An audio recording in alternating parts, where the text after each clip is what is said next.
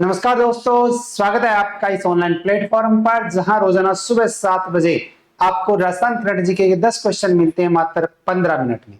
तो रोजाना एक क्लास जरूर लगाया करें। जो इस यूट्यूब चैनल पे पहली बार है वो चैनल को सब्सक्राइब, जो वीडियो देख रहा है वीडियो को लाइक और अपने दोस्तों के साथ शेयर करना ना भूलें। शुरू करते हैं क्लास और क्लास का पहला क्वेश्चन। राजस्थान की पहली बाल चिकित्सा वेस्कुलर सर्जरी इकाई किस अस्पताल में खुली है?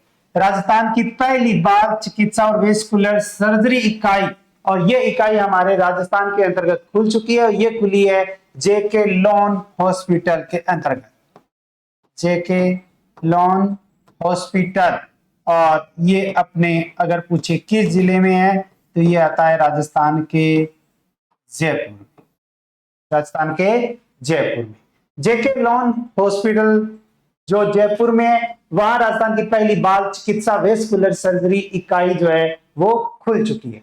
तो राजस्थान की राजधानी जयपुर, जयपुर स्थित जेके लॉन हॉस्पिटल, उसमें राज्य की पहली बाल चिकित्सा कार्डियोथोरेसिक एवं वेस्कुलर सर्जरी यूनिट का उद्घाटन किया गया है।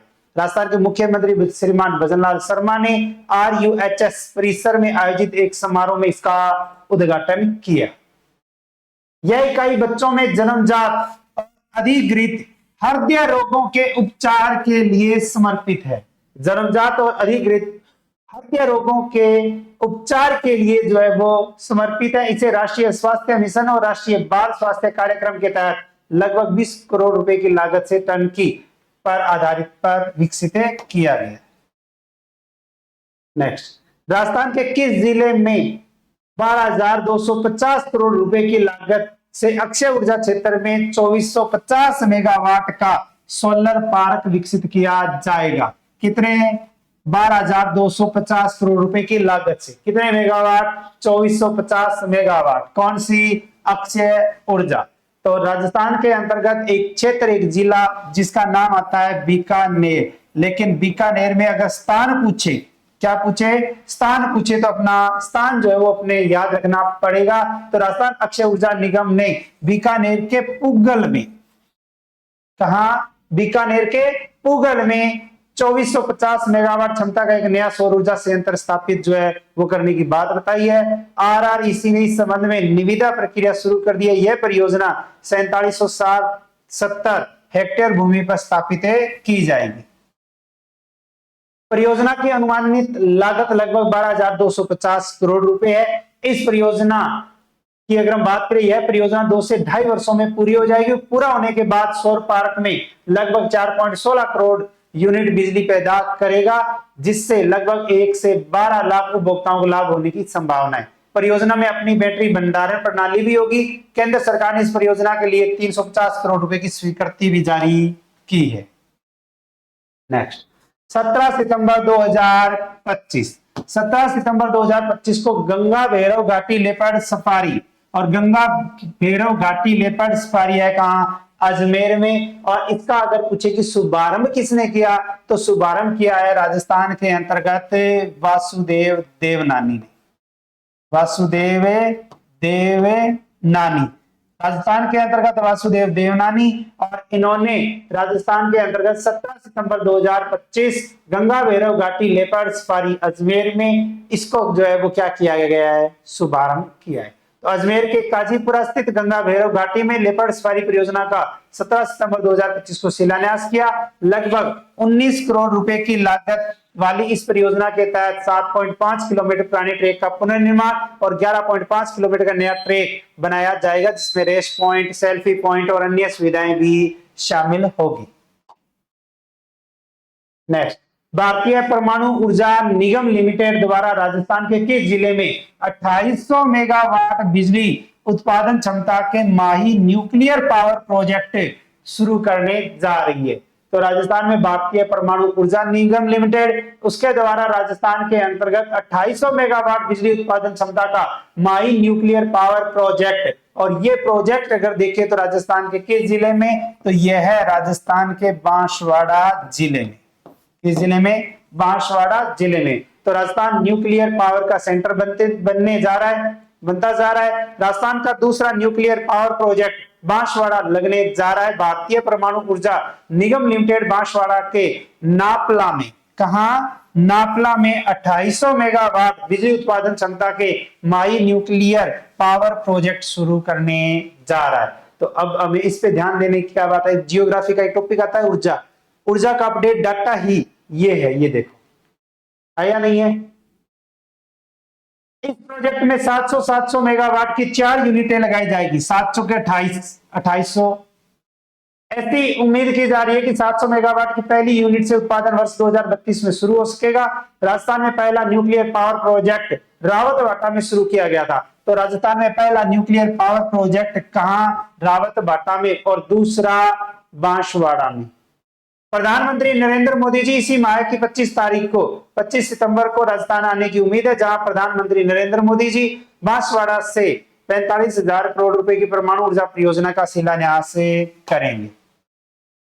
नेक्स्ट, जयपुर स्थित राजस्थान इंटरनेशनल सेंटर में सांस्कृतिक सृजन पखवाड़ा के अंतर्गत सांस्कृतिक संध्या का आयोजन किसके मुख्य आतिथ्य में हुआ है? तो राजस्थान के अंतर्गत हमारे राजस्थान की उप मुख्यमंत्री, और राजस्थान की उप मुख्यमंत्री अगर देखें तो आती है दिया कुमारी, और राजस्थान की उप मुख्यमंत्री दिया कुमारी, और दिया कुमारी ने राजस्थान इंटरनेशनल सेंटर में सांस्कृतिक सृजन पखवाड़ा और उसके अंतर्गत सांस्कृतिक संध्या का आयोजन और उसमें मुख्य अतिथि के रूप में इन्होंने भाग लिया है। तो जयपुर स्थित राजस्थान इंटरनेशनल सेंटर, जिसमें कला साहित्य संस्कृति एवं पुरातत्व विभाग द्वारा आयोजित सांस्कृतिक सर्जन पखवाड़ा के अंतर्गत सांस्कृतिक संध्या का आयोजन किया गया। इस अवसर पर मुख्य अतिथि थी उप मुख्यमंत्री दिया कुमारी, और यह आयोजन प्रधानमंत्री मोदी जी के जन्म दिवस 17 सितंबर से गांधी जयंती 2 अक्टूबर 2025 तक चलेगा, और इस तक सेवा पखवाड़ा का जो है वो कार्यक्रम का आयोजन किया जाएगा। इसका उद्देश्य भारतीय कला और संस्कृति के संरक्षण एवं संवर्धन को बढ़ावा देना। नेक्स्ट, 18 सितंबर 2025 लोकसभा अध्यक्ष ओम जी बिरला ने नमो टॉय बैंक का शुभारंभ कहां किया? तो राजस्थान के अंतर्गत अगर हम देखें, कोटा बूंदी के सांसद हैं लोकसभा अध्यक्ष ओम जी बिरला, और ओम जी बिरला ने कोटा में नमो टॉय बैंक का शुभारंभ किया है। अगर पूछे कि राजस्थान से बनने वाला प्रथम लोकसभा अध्यक्ष और दूसरा राजस्थान मूल से बनने वाला प्रथम लोकसभा अध्यक्ष, ठीक है, राजस्थान से बनने वाला तो प्रथम लोकसभा अध्यक्ष जो थे वो थे बलराम जाखड़, और राजस्थान मूल से बनने वाले प्रथम लोकसभा अध्यक्ष अगर देखें तो वो है ओम जी बिरला। मूल मतलब जिसका जन्म राजस्थान में हुआ है। तो राजस्थान के हैं ओम जी बिरला, और इन्होंने नमो टॉय बैंक का शुभारंभ अगर देखें कब किया? 18 सितंबर 2025 को। कहां से? कोटा से। लोकसभा अध्यक्ष ओम जी बिरला ने 18 सितंबर 2025 को कोटड़ी रोड गुमानपुरा स्थित परिधान उपहार केंद्र पर नमो टॉय बैंक को शुरू किया है। उन्होंने कहा कि बच्चों के चेहरे की मुस्कान हम सब के लिए नई ऊर्जा और प्रेरणा का स्रोत है। प्रधानमंत्री नरेंद्र मोदी जी के जीवन से प्रेरणा लेकर हमारा संकल्प है कि कोटा बूंदी संसदीय क्षेत्र का कोई भी बच्चा वंचित ना रहे और हर घर में खुशी और आत्मसम्मान का वातावरण रहे। नेक्स्ट, भूटान में आयोजित, किस देश में आयोजित? भूटान में आयोजित 6 दिवसीय भूटान भारत साहित्य महोत्सव में वर्ष 2025 का लाइफ टाइम अचीवमेंट अवार्ड किसे दिया गया है? अगर देखें तो भूटान में आयोजित हुआ 6 दिवसीय भूटान भारत साहित्य महोत्सव, इसमें वर्ष 2025 और 2025 का लाइफ टाइम अचीवमेंट अवार्ड ये दिया गया है डॉक्टर पुष्पा कलाल को। डॉक्टर पुष्पा कलाल, तो डॉक्टर पुष्पा कलाल को जो है वो 2025 का लाइफ टाइम अचीवमेंट अवार्ड जो है वो दिया गया है। भूटान की राजधानी थिम्पू में आयोजित हुई 6 दिवसीय भूटान भारत साहित्य महोत्सव का समापन हुआ। इस अवसर पर उदयपुर की साहित्यकार, अब ये पूछे कि किस जिले की है, तो उदयपुर की साहित्यकार डॉक्टर पुष्पा, और डॉक्टर पुष्पा कलाल को वर्ष 2025 का लाइफ टाइम अचीवमेंट प्रदान किया गया है। उन्हें अंग वस्त्र, सम्मान पत्र और सम्मान सलाका भेंट की गई। डॉक्टर कलाल ने अपनी पुस्तक मीरा और गुजरात के द्वितीय संस्करण का भी विमोचन किया। अगर पूछे कि मीरा और गुजरात ये पुस्तक जो है वो किसके द्वारा लिखी गई है या इसके लेखक कौन है, तो डॉक्टर पुष्पा कलाल। राजस्थान के किस जिले के कनिष्ठ परिहार ने देहरादून में आयोजित हुए एशियन सुपर मॉडल 2025 में मिस्टर राजस्थान का खिताब जीता है? तो राजस्थान के अंतर्गत एक व्यक्ति जिसका नाम आता है कनिष्ठ परिहार। क्या नाम आता है? कनिष्ठ परिहार। और इन्होंने देहरादून में आयोजित हुई थी एशियन सुपर मॉडल 2025 और इसमें मिस्टर राजस्थान का खिताब जीता है। तो राजस्थान के अंतर्गत अगर हम देखें तो जोधपुर के रहने वाले हैं कनिष्क परिहार। तो राजस्थान के किस जिले के हैं? जोधपुर जिले के, जोधपुर के हैं कनिष्क परिहार। इन्होंने देहरादून में आयोजित हुए एशियन सुपर मॉडल 2025 इसमें मिस्टर राजस्थान का खिताब जीता है। कनिष्क सब टाइटल ट्रॉफी के भी विनर रहे। राष्ट्रीय स्तर की इस मॉडलिंग प्रतियोगिता के जजिंग पैनल में एक्टर सोनू सूद भी थे। नेक्स्ट, केंद्र सरकार की एम्पावर्ड कमेटी ने राज्य में कितने मेगावाट की कोल आधारित परियोजना को स्थापित करने की मंजूरी प्रदान की है? तो अगर देखें तो ऊर्जा से संबंधित जो है वो अपने 2-3 क्वेश्चन आए हैं जो राजस्थान के अंतर्गत अगर हम देखें बहुत ही अच्छा और इंपॉर्टेंट क्वेश्चन बनता है आगामी प्रतियोगी परीक्षाओं के लिए। तो राजस्थान के अंतर्गत कोल आधारित, क्या कोयले आधारित और कोल आधारित परियोजना के अंतर्गत 3200 मेगावाट की परियोजना को स्थापित करने की मंजूरी दी है। तो केंद्र सरकार की एम्पावर्ड कमेटी जिसमें राज्य में 3200 मेगावाट की कोल आधारित परियोजना को स्थापित करने की मंजूरी दे दी है। 3200 मेगावाट की कोल आधारित परियोजना की स्थापना से लगभग 40,000 करोड़ का निवेश होगा जिससे राज्य में राजस्व वृद्धि के साथ ही रोजगार के अवसरों का भी सृजन होगा। नेक्स्ट, राजस्थान में 312 की जगह कितने नगर निगम और नगर पालिकाएं होगी? तो राजस्थान के अंतर्गत अगर हम देखें नगर निगम और नगर पालिकाओं की संख्या जो है वो कितनी होगी? 309।